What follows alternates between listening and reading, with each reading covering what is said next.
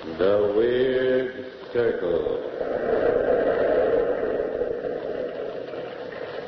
In this cave by the restless sea, we are met to call from out the past stories strange and weird. Bellkeeper, toll the bell, so all may know we are gathered again in the Weird Circle. This is Weird Circle time at the Ogden's Playhouse. Tonight we are to hear a radio adaptation of the Frederick Marriott story, The Werewolf. There's an eerie and unusual atmosphere to this story which makes it a good choice for this Weird Circle series. It's a story that recommends itself for good listening. In its own field, Ogden's fine-cut tobacco is the recommended choice for good smoking when rolling your own cigarettes. There's no substitute for quality. That's why Ogden's wins consistent top preference. Ogden's is the choice of smokers who demand the best. Try a package. You'll find Ogden's easy to roll, delightful to smoke. Yes, easy to roll, delightful to smoke. And now our story, The Werewolf, by Frederick Marriott.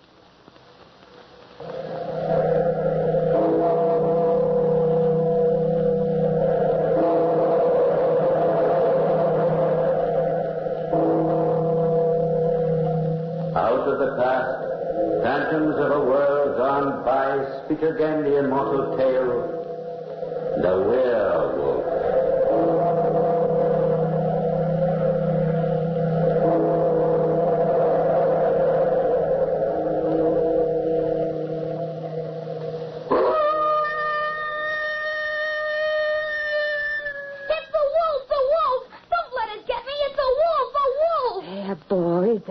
Don't be frightened.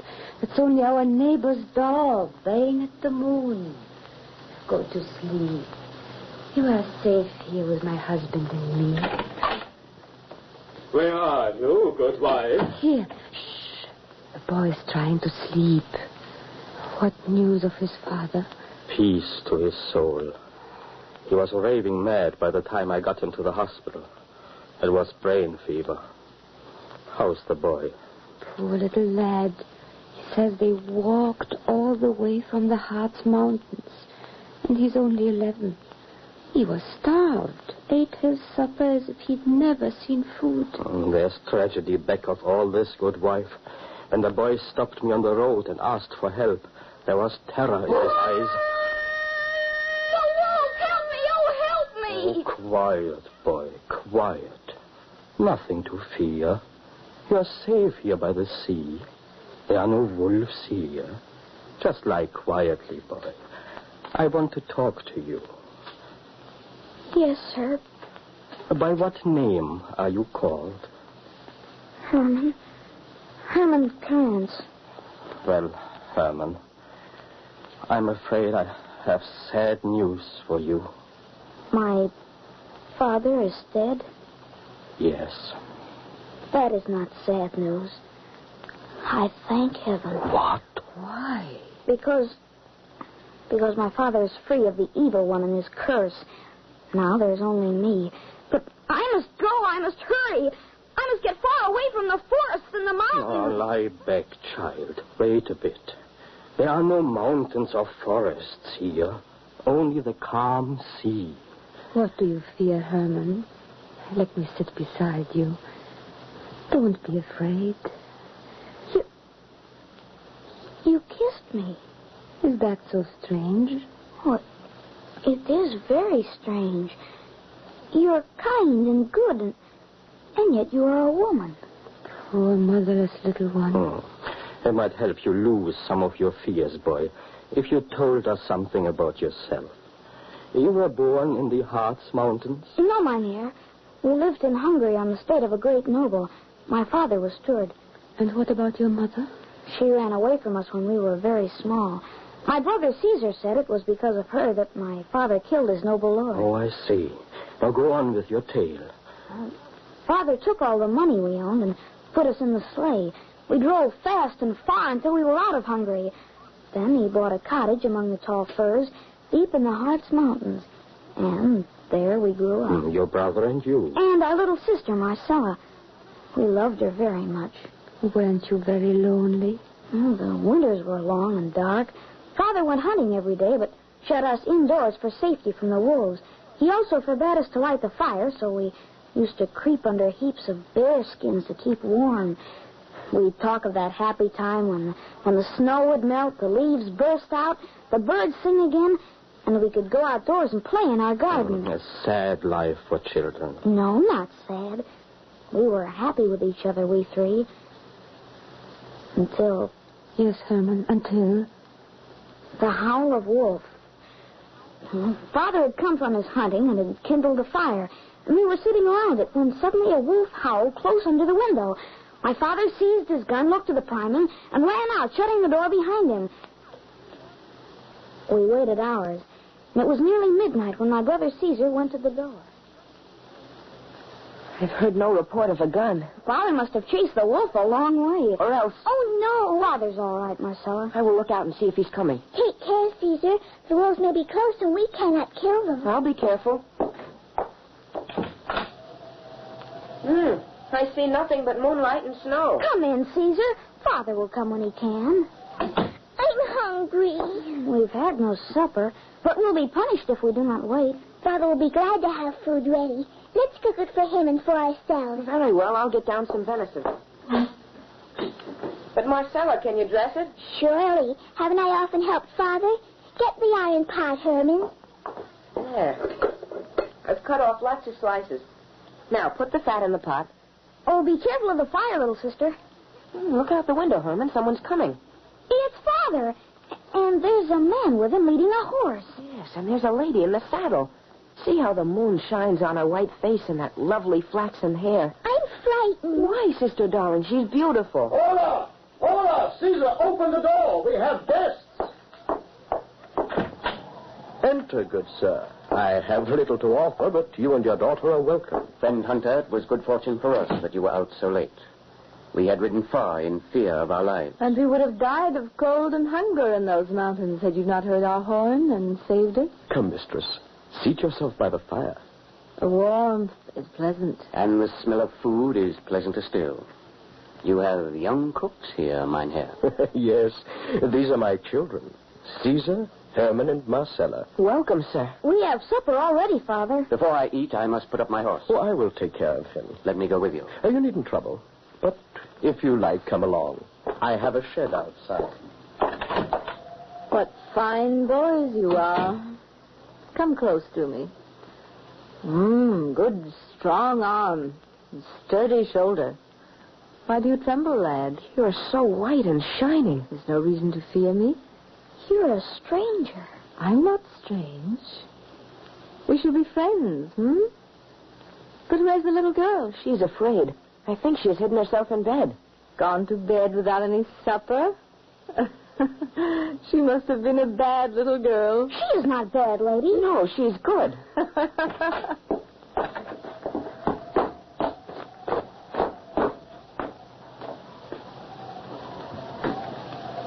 You say you were lured away by a large white wolf which howled at this very window? Yes, I saw it about 30 yards off. The animal retreated slowly, and I followed. I didn't like to fire until I was sure that my shot would take effect. A white wolf? Of course you were anxious to shoot such a very rare animal. The wolf would leave me far behind, then stop and snarl defiance at me, then start off at speed again as I neared it. It led me further and further up the mountain to an open space in the forest. There it stopped and growled. I raised my gun to shoot when suddenly the wolf disappeared. Disappeared? How strange. I thought the moonlight on the snow was playing me some trick. But no, she was gone. That's when I heard your horn. The creature passed us just as we came out of the woods into that glade. I nearly shot it myself. But since she led you to our rescue, I'm glad I let the wolf escape. Father, that open glade is the home of the evil ones. Evil ones? What does the boy mean? Oh, superstition has it that strange and wicked beings haunt these mountains. Oh, I must hear more of these legends. Evil spirits interest me. I confess I was glad to see that you were mortals. Oh, yes. My daughter, Christine, and I are just creatures of flesh and blood. Yes, I assure you, I'm only a woman with very human appetites. And right now, I have a great desire for sleep. My father made room for all of us, and we crept into our beds. But we couldn't sleep. Father and the strange hunter sat up all night before the fire, drinking and talking. Our ears were ready to catch the slightest whisper. You say you come from Hungary? Even so, mynheer. I served a noble house, but my master was cruel. It ended in my giving him a few inches of my hunting knife. So we fled for our lives. Well, we are countrymen then, and brothers in misfortune. I, too, have fled for my life. Your name, man? Krantz. What? Krantz? I have heard your story. I am your kinsman, Wilfred of Bonsdorf. Well, a toast then to welcome you, cousin. You and your daughter must stay here as long as you choose.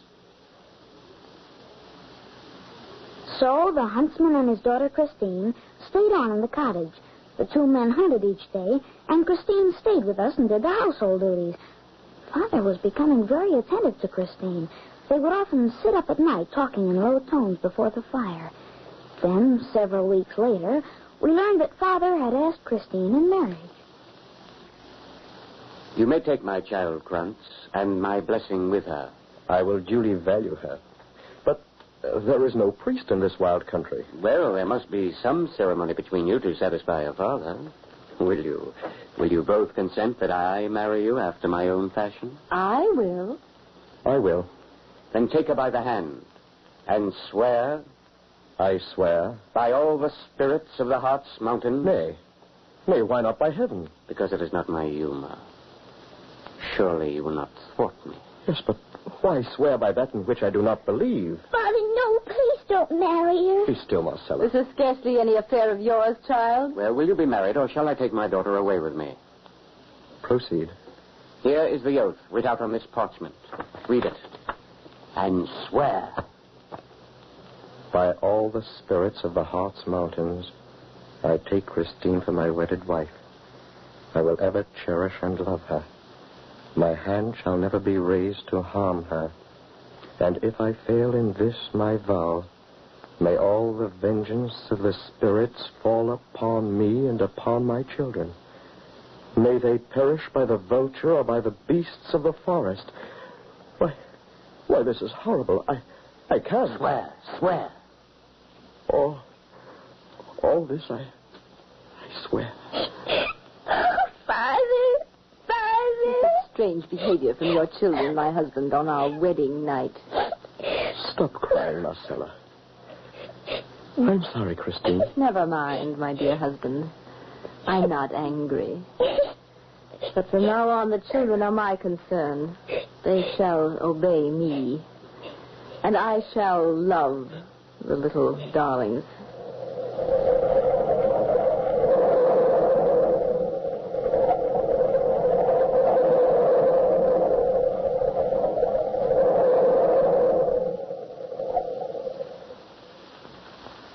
Friends, the legend of the werewolf is one that has lived a long time in the pages of classical folklore. Many of you are familiar with the legend, and no doubt many of you have a preconceived idea of what comprises the climax to tonight's Weird Circle story. Roll-your-own cigarette smokers everywhere know that there isn't any legend to the story of smoking satisfaction when your choice of tobacco is Ogden's Fine Cut, and you know what to expect every time you light a cigarette rolled with Ogden's. You're certain there can be only one result: complete smoking enjoyment. There's a smooth goodness to Ogden's, a distinctive taste and uniform quality that makes Ogden's, OGDEN''S, Ogden's Fine Cut Tobacco, the leading choice of people everywhere, discerning roll-your-own cigarette smokers who insist on the very best. Try Ogden's and you're sure of top-flight smoking satisfaction. You'll agree that Ogden's is easy to roll, delightful to smoke. Yes, easy to roll, delightful to smoke. And now back to our story. Krantz, a fugitive from Hungarian cruelty, had fled with his small children, Caesar, Herman, and Marcella, to a rude hut deep in the Hartz Mountains. One winter night, while pursuing a white wolf, Krantz is hailed by a stranger and his beautiful daughter, Christine, who were lost in the mountains. He invites them to his humble home, and being glad for the good company he thinks they will be, he begs them to stay on as his guests for as long as they choose. In the days that follow, Krantz falls in love with the beautiful Christine, and though his little daughter cries out in fearful premonition of things to come, he marries her in a strange pagan ceremony.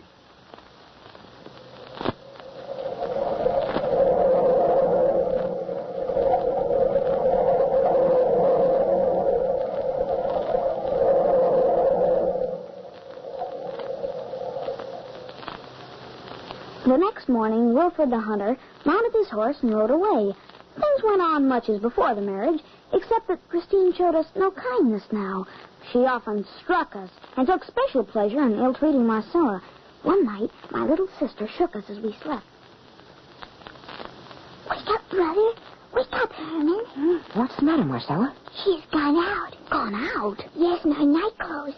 I saw her get out of bed. Then she looked at Father to make sure he still was asleep. Then she went out the door. A wolf. She'll be torn to pieces. Oh, no. Much as I hate her, that would be too horrible. What can have made her go out all undressed in the deep snow? She's strange. She's dreadful. Her eyes flash fire when they look at me. Her teeth are like an animal's. She certainly eats queerly. Have you noticed she doesn't like to sit at the table? While getting supper, I've seen her tear at a piece of meat that wasn't even cooked. There she is in the firelight. She's in her white nightdress. Washing her face and hands in the water pail. Father hasn't even waked up. She's going back to bed. We might as well go to sleep now, but we'll watch again tomorrow night. The next night and every night, our stepmother rose from bed and left the cottage. And every night the wolf howled under our windows. And always on her return, Christine washed herself, then crept back to bed, and always my father slept soundly. Well, the time came when my brother could stand it no longer. Caesar, why have you come to bed all fully dressed? I'm going to find out about these midnight walks. You'll tell Father? Not until I know where she goes and what she does. Caesar, you don't mean that you're... Yes, tonight I'm going to follow her. No, Caesar, please don't. Please don't. I'm afraid. I know you're brave, but I wish you wouldn't go, brother. I'm going now. There's no use talking. She's getting up now. Quiet, you two. There she goes to the door.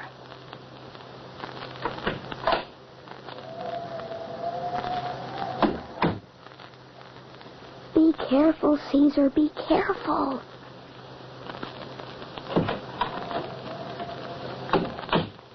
She took Father's gun. Oh, I'm so frightened. So am I. I'm shaking all over. I wonder how long we'll have to wait. A shot. Father will surely wake now and find out about her. No. Listen. He's still asleep. Someone's coming. Oh, I hope. It's not Caesar. It's Christine. Shh. Look at her. Marcella, her dress is all covered with blood. Now, what's she doing? Huh? Who's there? Lie still, dearest. It's only me. Oh. I'm just relighting the fire to warm some water. Hurry back, Christine mine. You should be asleep at this time of night. We watched our stepmother change her linen and burn the garments. Her leg was bleeding. She bandaged it and sat before the fire. But where was Caesar? And how did Christine get the wound unless from his gun? Oh, trembling in our bed, we waited. Waited till dawn. Father awoke. Father? Well, what is it, Herman? Father, where is my brother Caesar? What do you mean, son? Oh, he went out in the night. Marcella and I waited for him. He's not come back. Merciful heaven. I was restless last night and thought I heard someone lift the latch. Dear me, husband, what has become of your gun? My gun? But, great heaven, it's gone. Caesar took it. Herman, get me the broadaxe. I'm going to find Caesar. Oh, why did Caesar go out? What has happened to her? She's killed. Your whimpering will not help. Here comes your father now. Father. Father's carrying... Caesar.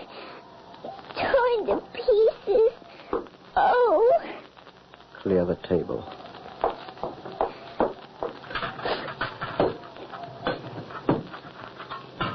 There. The body of my oldest son. Quiet, children. Herman, close the door. Husband, your boy must have taken the gun to shoot a wolf. The animal must have been too powerful for him. Poor boy. At that terrible moment, I wanted to tell Father all we knew, but Marcella held my arm and looked so imploringly at me that I kept silent. She and I were sure that Christine had some connection with our brother's death. Father dug a grave and piled stones on it. And for days he just sat and stared at the fire, mourning for Caesar. Our stepmother's wanderings continued. One day, Father again took down his gun to go hunting, but soon returned. Would you believe it, Christine? The wolves, perdition to the whole breed, have dug up the body of my poor boy, and there's nothing left of him but bones. Indeed. Then you must build a new grave. Father, a wolf howls under our window every night. Well, why didn't you tell me? Wake me the next time you hear it. I'll get that wolf. Have you not yet learned that it is safest to leave wolves alone? Why, Christine, your eyes are wild and you're almost snarling at me. But I'm so afraid for you, dear husband. We never heard the wolf howl under our window again. Well, when at last spring came, and I helped my father with our small farm, Marcella was always with us, for we couldn't bear to have her out of our sight. Our stepmother stopped going out on her nightly rambles. One day, she came out to us and said she was going to collect some herbs Father wanted, and that Marcella must go to the cottage to watch the dinner. Well, Marcella obeyed, and we saw my stepmother disappear into the forest in the opposite direction, so felt no danger for my little sister. But about an hour later... Marcella! She's got herself! Run, Herman, run! Great heaven. Look, the white wolf. Slinking out of our cottage. Kill it, Father! I have no gun. We're too late. It's gone. Oh, my little Marcella. The wolf has hurt her terribly. She's bleeding, Father. She's dying. Marcella, my darling. Speak to me. The white wolf. What's wrong? Oh, how horrible. Poor child. Oh, it must have been that great white wolf which passed me just now and frightened me so. She's quite dead. Oh, my poor husband. How horrible. How horrible. We dug a grave for my darling little sister and did everything we could to protect it against wolves. Well, I was alone now. So awfully alone. But no longer afraid of my stepmother. My heart was full of hate and revenge. That very night, I saw Christine get up and go out of the cottage. I dressed quickly and half opened the door. The moon was very bright, and I could see Marcella's grave. But I saw something else. Something so horrible that I turned cold in my heart and ran to wake my father. Father, get up and dress. Hurry. What? The wolves again? I'll be right there. Get my gun. I have it, Father. Come. Herman, stop. Who is that crouching on Marcella's grave? Christine. Yes, in her white nightdress. She's digging with her hands. She's throwing the stones behind her. Her face is as cruel as a wild beast.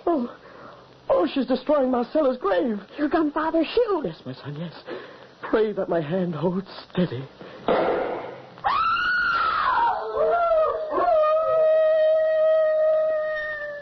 Heaven forgive me.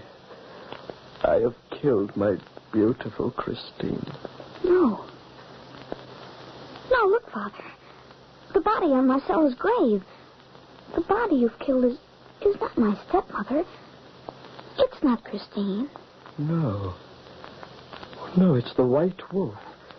The white wolf which lured me into the forest. The white wolf that killed my children. Oh, I see it all now. My oath. My oath to the spirits of the Heart's Mountain. Spirits of the Heart's Mountain. I take Christine for my wedded wife. I will ever cherish and love her. My hand shall never be raised to harm her. And if I fail in this my vow, may all the vengeance of the spirits fall upon me and upon my children. May they perish by the vulture or by the beasts of the forest. Poor fool mortal who had a werewolf. Your beautiful Christine, a werewolf. A werewolf. Stop, demon, stop! I shall go mad. Come, my son, my little Herman. You at least may escape this awful curse. We must flee for our lives, away from these evil forests, to the sea. There you'll be safe, my son. There you will be safe.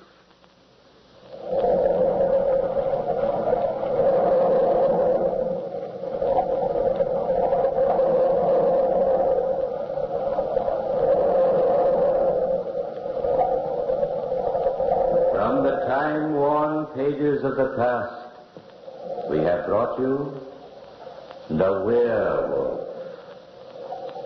Bellkeeper, toll the bell.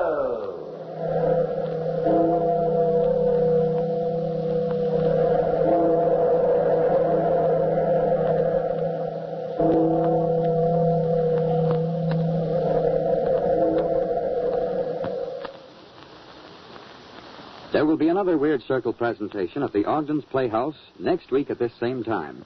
This is your invitation to join our story circle for a half hour of unusual radio entertainment. Meanwhile, remember the name Ogden's when in need of a cigarette tobacco. It's a name you won't forget after trying a cigarette rolled with this choice tobacco. Men who know a quality smoke prefer Ogden's. You, too, will prefer Ogden's after tasting its unequaled goodness. You'll find Ogden's easy to roll, delightful to smoke. Yes, easy to roll, delightful to smoke. Next week at this time, another Weird Circle story, The Old Nurse's Tale, by Elizabeth Gaskell. Be sure to listen.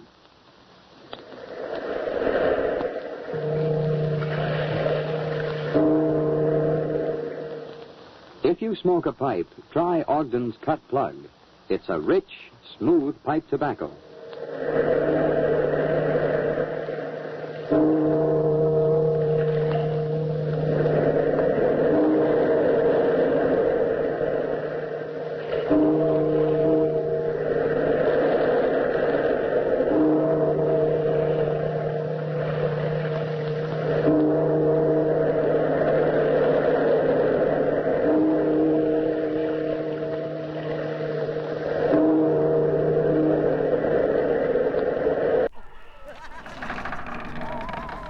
Return soon, brave listeners, to the shadows and secrets of Weird Circle, where each tale beckons you deeper into the unknown. Stay tuned for more chilling adventures from Golden Age Radio, rumble.com/c/GAR.